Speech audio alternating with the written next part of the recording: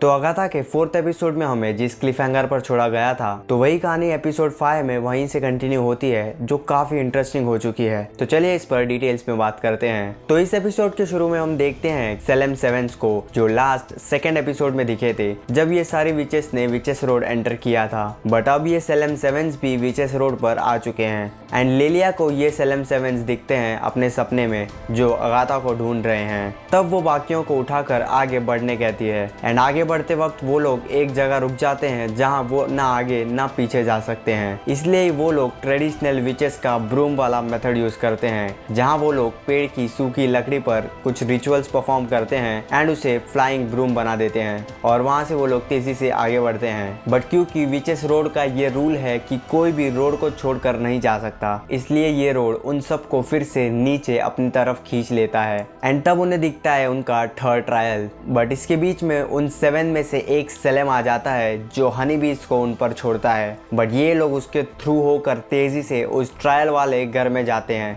And यहाँ से शुरू होता है इनका 3rd ट्रायल। एंड जैसे कि लास्ट 2 ट्रायल्स में हमने देखा कि 1st ट्रायल जेन का था एंड 2nd ट्रायल एलिस का, उसी तरह ये 3rd ट्रायल एगेथा का ट्रायल है। तो इस ट्रायल में उन्हें एक ओइजा बोर्ड मिलता है जिसके थ्रू उन्हें स्पिरिट यानी कि आत्मा से बात करनी है एंड उसके लिए कुछ रूल्स भी हैं जो टीन उन सब के लिए पढ़ता है। एंड उसके बाद वो सारे ओइजा बोर्ड पर अपना हाथ रख कर स्पिरिट से बात करना शुरू करते हैं एंड देन स्पिरिट उस बोर्ड के लेटर्स के थ्रू उन्हें अपनी आइडेंटिटी बताती है एंड वो स्पिरिट होती है शैरन डेविस की। वैसे तो मैं भी अंधेरे में यहाँ पे रिकॉर्ड कर रहा हूँ, कहीं यहाँ आत्मा ना हो तो अच्छा है, अगर वीडियो ना आए तो समझ जाना।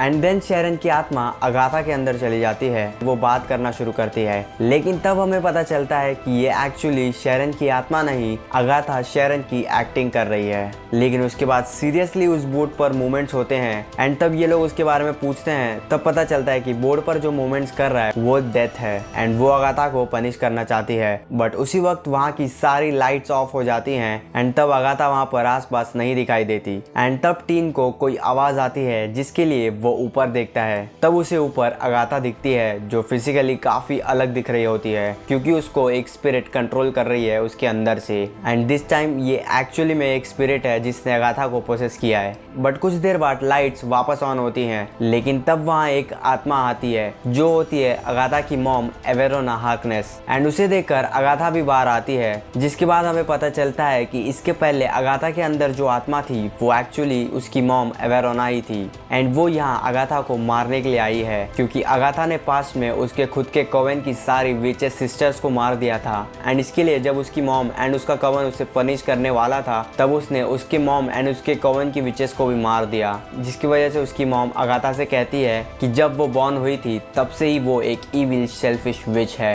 एंड उसकी मॉम उन सब से अगाथा को उसके पास छोड़कर जाने के लिए कहती है एंड बाकी के सारे विचेस इसलिए मान भी जाते हैं। बट रियो अगाथा को डिफेंड करती है एंड उसे एवेरोना के पास छोड़ने के लिए मना कर देती है क्योंकि रियो को कुछ ऐसा पता है एवेरोना के बारे में कि एवेरोना अगाथा के साथ क्या क्या कर सकती है। बट तब तक एवेरोना अगाथा की पावर्स को एब्जॉर्ब करना शुरू कर देती है एंड उसे टॉर्चर भी करती है। बट अगाथा को बचाने के लिए एलिस आगे आकर उसके मैजिक पावर से अगाथा को छुड़ाती है। बट यहाँ उल्टा अगाथा एलिस की पावर्स को एब्जॉर्ब करना शुरू कर देती है जो वो पहले भी करना चाहती थी एंड ये सब देखकर विचेस उसे एलिस को छोड़ने कहती हैं। बट अगाथा उसकी पावर्स एब्जॉर्ब करती रहती है। बट इतने में ही उस ओइजा बोर्ड पर कुछ मोमेंट्स होती हैं एंड जब टीन जाकर उस ओइजा बोर्ड को रीड करता है तब वहाँ एक नाम आता है एंड वो होता है निकोलस स्क्रैच जो अगाथा का बेटा है एंड ये नाम सुनकर अगाथा तुरंत एलिस को छोड़ देती है और अगाथा को उसके बेटे की आवाज भी सुनाई देती है। बट ये सब होने के बाद इट वॉज टू लेट क्योंकि अगाथा ने एलिस की ऑलमोस्ट पावर्स को एब्जॉर्ब कर लिया था जिसकी वजह से एलिस की डेथ हो जाती है।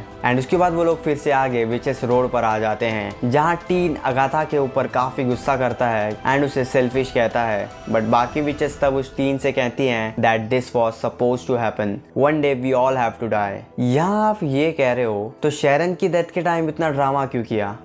अगाथा से कहता है कि खुद के पर्पस के लिए दूसरों को मारना गलत है बट तब अगाथा उस पर हंसती है एंड कहती है कि तुम भी तो वही कर रहे हो, और कहती है कि तुम बिल्कुल अपने माँ जैसे हो। जिसके बाद टीन को रियलाइज होता है कि अगाथा को पता है कि वो कौन है, एंड वो और कोई नहीं बिली मैक्सिमॉफ है, जिसे हमने लास्ट वांडाविजन में देखा था। एंड यहाँ पर फाइनली जिसे स्टार्टिंग से टीज किया जा रहा था वो यहाँ पर आकर रिवील हुआ है, एंड इसीलिए ये टीन अगाथा पर वांडा ने जो स्पेल कास्ट किया था उसे ब्रेक कर पाया था। और तब वो टीन यानी कि बिली जेन एंड लिलिया को खुद की पावर से कंट्रोल कर लेता है, एंड उनके थ्रू वो अगाथा को रोड से हटाकर साइड में फेंक देता है। अगाथा को रोड जमीन के अंदर पूरी तरह खींच लेता है, जिसके बाद बिली लिलिया और जेन को भी रोड के साइड में फेंक देता है, एंड वो लोग भी जमीन के अंदर खींचे हुए चले जाते हैं। एंड तब आगे आता है सबसे इंटरेस्टिंग शॉट, जिसमें हम बिली के सर पर एक क्राउन देखते हैं। बट यहीं पर ये एपिसोड एंड हो जाता है। वेल, अगाथा ने बिली की आइडेंटिटी को कैसे फिगर आउट किया? हो सकता है जब अगाथा ने बिली पे सबसे पहले वो सिजिल देखा, तब उस सिजिल को देखकर अगाथा को इसके बारे में डाउट हुआ होगा। और जब एपिसोड 4 के एंड में रियो ने अगाथा को बताया कि वो अगाथा का बेटा नहीं है, तब अगाथा को अल्टीमेटली पता चल गया